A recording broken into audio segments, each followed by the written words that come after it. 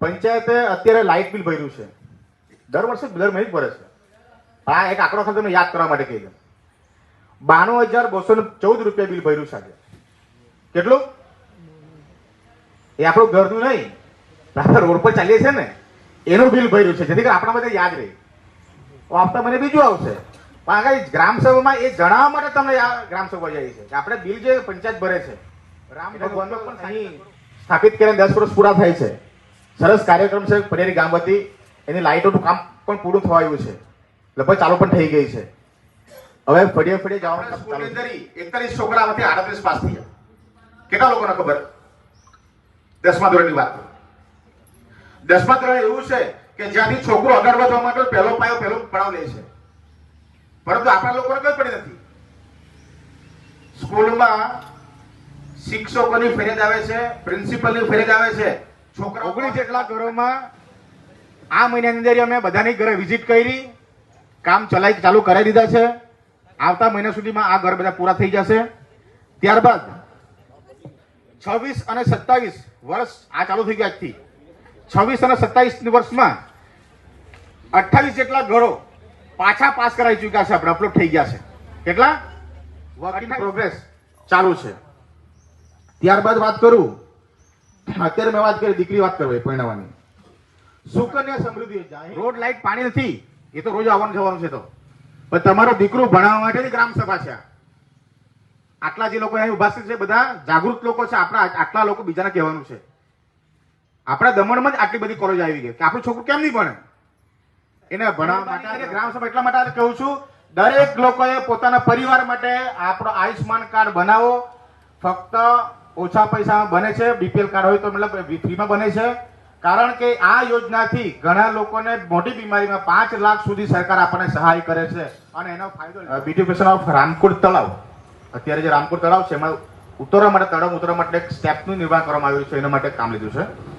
એની સાથે સાથે તળાવનું બ્યુટિફિકેશન, ચારે બાજુ ફેન્સિંગ જાળી અને પ્યોર બ્લોક લાગે અને નાના નાના પોલ પર લાઇટ લાગે એવીની વ્યવસ્થા માટે આપણે માંગ કરી છે.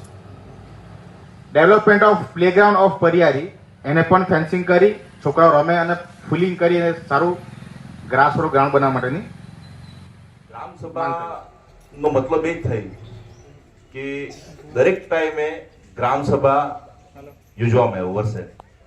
લોકો એકચ્યુઅલ જોવાય તો ગવર્મેન્ટ બી ખબર પડી કે લોકો જાગૃત નહીં મળે. લોકો સરકાર પાસે આવે જ નહીં. મેં તો જોયું ને કે સરકાર પાસે આવે જ નહીં. આપણી વોટિંગ રેશિયો જોઈ ને તો એ કઈ 4000ની આસપાસ છે, 3400 છે વોટિંગ, 3400 છે, 4000 પકડી ગયું. ગ્રામસભામાં મળે એવા છે 150-200 લોકો. દરેક ગામથી જો લોકો આવે ને તો કમસે કમ 1000 લોકો થવા જોઈએ. રજૂઆત કરવાની છે, ગામને ડેવલપની રજૂઆત. મેં મારા ગામ દેવાપાડી મારે, મને મારા ગામમાં કઈ જોઈએ. ગામની અંદર 26-27 વર્ષની અંદર જે જીપીડીપી આપણે કહેવાય છે એની અંદર ગામના બધા જ વિકાસોના કામ લેવામાં આવ્યા. જેમ કે રોડ હોય, લાઇટ હોય, ગટર હોય, સ્કૂલની સમસ્યા હોય, કે પછી આપણે એમ કહીએ કે વિધવા પેન્શન, વૃદ્ધ પેન્શન, પછી સુકન્યા સમૃદ્ધિ યોજના. ત્યારે આપણે જોઈ શકીએ કે ગામની ઘણી બધી દીકરીઓ છે જે ભારત સરકારે અને દમણ પ્રશાસને જે આપણને દીકરીઓ માટે સુકન્યા સમૃદ્ધિ યોજના, જે બાકી કોઈ છોકરી હોય એમને ગામને આહ્વાન કર્યું છે કે એમને બધાની છોકરીઓનું આપણે કોઈ રહી ના જાય. ત્યાર પછી આપણે જોઈએ કે આવાસ યોજનાની વાત કરીએ તો અમે ગયા વર્ષની અંદર 25 થી 18 થી 25 સુધીમાં જે 19 ઘર હતા એ અત્યારે રનિંગમાં છે, વર્કિંગ પ્રોગ્રેસ છે. અને આવતા દિવસોમાં અમે 28 જેટલા ઘરોને અપલોડ કરાવી, એ પણ અમે પાસ કરાવી ચૂક્યા છે આપણે કહેવા જઈએ તો. અને આવનાર દિવસોમાં અમે માંગે કરી છે પ્રશાસન પાસે કે જે અમારે લાસ્ટ 2015ની અંદર 534 જેટલી બાથરૂમ બની હતી જે સ્વચ્છ ભારત અભિયાન અંતર્ગત. હવે એ ઘણી બાથરૂમો થોડીક જર્જરિત થઈ છે, તૂટી પણ ગઈ છે અને યુઝ પણ નથી કરતા એવી પણ હાલત છે અમુક. તો અમે સરકારશ્રી પાસે અને પ્રશાસન પાસે એ માંગ કરીએ છીએ કે એ બધી સ્વચ્છ ભારત અભિયાન અંદર પંચાયતને સ્પેશિયલ ફંડ આપવામાં આવે અને ફરી પાછી એ બધા બાથરૂમને રિપેર કરી એ બાથરૂમ ચાલુ કરવામાં આવે.